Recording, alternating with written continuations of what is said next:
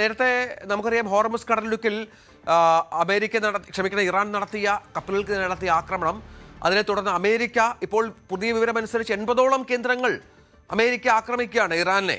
കാര്യമായ നാശനഷ്ടം സംഭവിച്ചിട്ടുണ്ടോ? പ്രത്യേകിച്ചും അസാധാരണമായ ഒരു സാഹചര്യം അവിടെയുണ്ട്. നാളെയാണ് അയത്തുള്ള അലി ഖമേനിയുടെ സംസ്കാര ചടങ്ങുകൾ പൂർത്തിയാവുക. ദശലക്ഷക്കണക്കിന് ജനങ്ങൾ തെരുവുകളിലുണ്ട്. പല ലോക നേതാക്കളും ഇറാന്റെ ഭാഗമായി അവിടെ ഇതിൽ സമ്മേളിക്കാനായി എത്തിയിട്ടുണ്ട്. ഇന്ത്യയുടെ അടക്കം പ്രതിനിധികളുണ്ട്. ഈ സാഹചര്യത്തിൽ ഇറാൻ ആക്രമിക്കുക എന്ന് പറയുമ്പോൾ അതിന് ഒരുപാട് പ്രത്യാഘാതങ്ങൾ ഉണ്ടാകും, സംശയമില്ല. ഇപ്പോൾ ഈ ആക്രമണത്തിന്റെ ആത്യന്തിക ഫലം എന്താണ്? എന്തെങ്കിലും വിവരങ്ങൾ ലഭ്യമാകുന്നുണ്ടോ അജയ്? രഞ്ജിത്ത്, തീർച്ചയായിട്ടും ഒരു നിർണായകമായിട്ടുള്ള സാഹചര്യം തന്നെയാണ്. നാളെയാണ് ആയത്തുള്ള അലി ഖമേനിയുടെ സംസ്കാര ചടങ്ങുകൾ ഇറാനിലെ മിനാബിൽ വെച്ച് നടക്കാനിരിക്കുന്നത്. ഇപ്പോൾ നിലവിൽ അദ്ദേഹത്തിന്റെ മൃതദേഹം ഇറാഖിലാണ്. അവിടെ നജാഫ് എന്ന് പറയുന്ന നഗരത്തിൽ പൊതുദർശനവും അതുപോലെ തന്നെ വിലാപയാത്രയും തുടങ്ങാനിരിക്കുകയായിരുന്നു ഇപ്പോൾ ഇത്തരത്തിലുള്ള ശക്തമായിട്ടുള്ള ആക്രമണം നടന്നിരിക്കുന്നത്. കഴിഞ്ഞ ദിവസം രാത്രിയാണ് ആയത്തുള്ള അലി ഖമേനിയുടെ മൃതദേഹം ഇറാഖിലേക്ക് എത്തിച്ചത്. അവിടെ പൊതുജനങ്ങളുടെ ഭാഗത്തു നിന്നെല്ലാം വലിയ സ്വീകരണം ഉണ്ടായിരുന്നു. ഇപ്പോൾ അവിടെയുള്ള സംസ്കാര ചടങ്ങുകൾ തുടങ്ങാനിരിക്കുകയായിരുന്നു. ഇറാന്റെ പ്രസിഡന്റ് ആയിട്ടുള്ള മസൂദ് പെസഷ്കിയാൻ ചടങ്ങുകളുടെ ഭാഗത്ത് നിന്ന് തിരിച്ചു ഇപ്പോൾ ടെഹ്റാനിലേക്ക് വീണ്ടും മടങ്ങിയെത്തിയിരിക്കുന്നത്. നാളെ മൃതദേഹം വീണ്ടും തിരിച്ച് ഇറാനിലേക്ക് എത്തിക്കാനിരിക്കുകയാണ്. അപ്പോഴാണ് അമേരിക്കയുടെ ഭാഗത്ത് നിന്ന് ശക്തമായ ആക്രമണം ഉണ്ടാകുന്നത്. നിലവിൽ ഇറാനിലുള്ള സിറിക്ക്, അതുപോലെ ബന്ദർ അബ്ബാസ് എന്നീ നഗരങ്ങളിലും അതുപോലെ ഖേഷം ദ്വീപിലുമാണ് നിരവധി ആക്രമണങ്ങൾ സ്ഥിരീകരിച്ചിരിക്കുന്നത്. IRIBയുടെ ഒരു റിപ്പോർട്ട് പ്രകാരം അമേരിക്ക നിലവിൽ ലക്ഷ്യം വെച്ചിരിക്കുന്നതിൽ ജനവാസ മേഖലകളും ഉൾപ്പെട്ടിരിക്കുന്നു എന്നുള്ള ഒരു വിവരമുണ്ട്. സിറിക്കിൽ നിരവധി ആളുകൾക്ക് പരിക്കേറ്റിട്ടുണ്ട്. ഈ പരിക്കേറ്റവരെ മിനാബ് ആശുപത്രിയിൽ പ്രവേശിപ്പിച്ചു എന്നുള്ള റിപ്പോർട്ടുമുണ്ട്.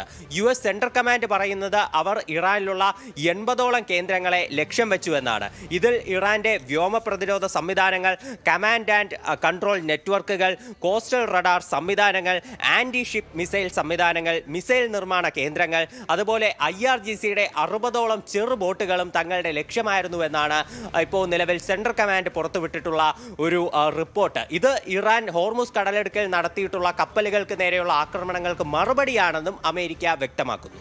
അതാണ് സാഹചര്യം. ഏതായാലും 80ഓളം കേന്ദ്രങ്ങളെ ലക്ഷ്യം വെച്ചായിരുന്നു നേരത്തെ പറഞ്ഞതുപോലെ അമേരിക്കയുടെ ആക്രമണം. ഇതിൻ്റെ ഒരു പ്രകോപനമായി ഉണ്ടായിരുന്നത് അത് ഏറ്റവും പ്രധാനപ്പെട്ട ഒന്നാണ്. അത് നേരത്തെ പറഞ്ഞതുപോലെ 24 മണിക്കൂറിനിടെ 3 കപ്പലുകളെയാണ് ഇറാൻ ആക്രമിച്ചത് ഹോർമുസിൽ. അതിൽ ഖത്തറിൻ്റെ LNG ടാങ്കറായ അൽ റക്കിയാത്തിൻ്റെ എഞ്ചിൻ റൂമിൽ തീ പടർന്നു. വാതക ടാങ്കർ പൊട്ടിത്തെറിച്ചേക്കുമെന്ന ആശങ്ക മൂലം നാവികരെ അടിയന്തരമായി ഒഴിപ്പിക്കുന്ന പശ്ചാത്തലമുണ്ടായി. അത് മാത്രമല്ല, സൗദിയുടെ ക്രൂഡുമായി പോയ കപ്പലും മിസൈൽ ആക്രമണത്തിൽ പൂർണ്ണമായും തകർന്നു. ഒമാൻ തീരത്താണ് സൗദിയുടെ വൈദ്യാൻ കപ്പൽ ആക്രമിക്കപ്പെട്ടത്. സൗദി ഷിപ്പിംഗ് കമ്പനിയായ ബഹറിയുടെ ഉടമസ്ഥതയിലുള്ള കപ്പലായിരുന്നു ഇത്. നാവികർ സുരക്ഷിതരാണെന്ന് വിവരമുണ്ട്. ഒമാൻ തീരത്ത് ആക്രമിക്കപ്പെട്ട 3ാമത്തെ കപ്പലിന് തീപിടിച്ചതായി UK മാരിടൈം ട്രേഡ് ഓർഗനൈസേഷൻ അറിയിച്ച പശ്ചാത്തലം ഉണ്ട്. ഏതായാലും ഈ മുന്നറിയിപ്പ് ലംഘിച്ചതുകൊണ്ട് ഖത്തറിന്റെ ടാങ്കർ ആക്രമിക്കപ്പെട്ടത് എന്നാണ് ഇറാൻ TV റിപ്പോർട്ട് ചെയ്തത്. പക്ഷെ നമുക്കറിയാം, ഖത്തറും ഇറാനുമായി ഏറെ ബന്ധമുള്ള രാജ്യങ്ങളാണ്. കാരണം പല രാജ്യങ്ങളും ഇറാനെതിരെ രംഗത്ത് വരുമ്പോഴും ഖത്തർ ഇറാനുമായി ഒരു സൗഹൃദ ലൈൻ സൂക്ഷിച്ച പശ്ചാത്തലമുണ്ടായിരുന്നു. ഈ ആക്രമണം നടന്നതോടുകൂടി ഖത്തർ ഇറാൻ ബന്ധം വഷളാകുന്നു എന്നുള്ളതാണ് ഏറ്റവും പ്രധാനപ്പെട്ട ഒന്ന്. ഖത്തറിൻ്റെ കപ്പൽ ആക്രമിച്ചതോടെ കടുത്ത മുന്നറിയിപ്പാണ് ഖത്തർ മുന്നോട്ട് വെച്ചിരിക്കുന്നത്. ആ ചങ്ങാതി വളരെ പ്രധാനപ്പെട്ട ചങ്ങാതിയായിരുന്നു ഇറാനുമായി ബന്ധപ്പെട്ട കാര്യങ്ങളിൽ. ചെറിയ നേട്ടങ്ങൾക്ക് വേണ്ടി മറ്റുള്ളവരുടെ സ്വത്ത് നശിപ്പിക്കരുത് എന്നാണ് ഖത്തറിൻ്റെ മുന്നറിയിപ്പ്.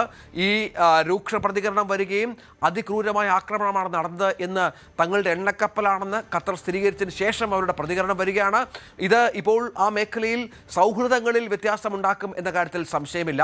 സ്വന്തം നിലയിലുള്ള ചെറിയ ചെറിയ നേട്ടങ്ങൾക്ക് വേണ്ടി മേഖലയിലെ മറ്റു രാഷ്ട്രങ്ങളുടെ കോടിക്കണക്കിന് രൂപയുടെ സ്വത്തുക്കൾ നശിപ്പിക്കുന്ന കളി അത് ഇറാൻ അടിയന്തരമായി അവസാനിപ്പിക്കണമെന്നാണ് ഖത്തർ പരസ്യമായി ആവശ്യപ്പെട്ടിരിക്കുന്നത്. അജയ് സുധാ ബിജു, ഗൾഫ് മേഖലയിലൊക്കെ ഇറാന് പലപ്പോഴും പിന്തുണ പ്രഖ്യാപിച്ചിട്ടുള്ള, ഈ മധ്യസ്ഥ ചർച്ചകൾക്ക് നിർണായക സ്ഥാനം വഹിച്ചിട്ടുള്ള, ഇറാനോട് ചേർന്ന് നിൽക്കുന്ന, ഹോർമുസ് നിയന്ത്രണവുമായി ബന്ധപ്പെട്ടൊക്കെ നിരവധി കാര്യങ്ങൾ മുന്നോട്ട് വെച്ചിട്ടുള്ള രാജ്യമാണ് ഖത്തർ. പക്ഷേ ഈ കപ്പലുകളെ ഇറാൻ ആക്രമിക്കുന്നതോടെ ഖത്തറിൻ്റെ ഒരു മാറ്റം അത് ആ മേഖലയിലെ സമവാക്യങ്ങളെ കാര്യമായി തിരുത്തും എന്നുള്ള വിലയിരുത്തൽ കൂടി വരുന്നുണ്ടല്ലോ.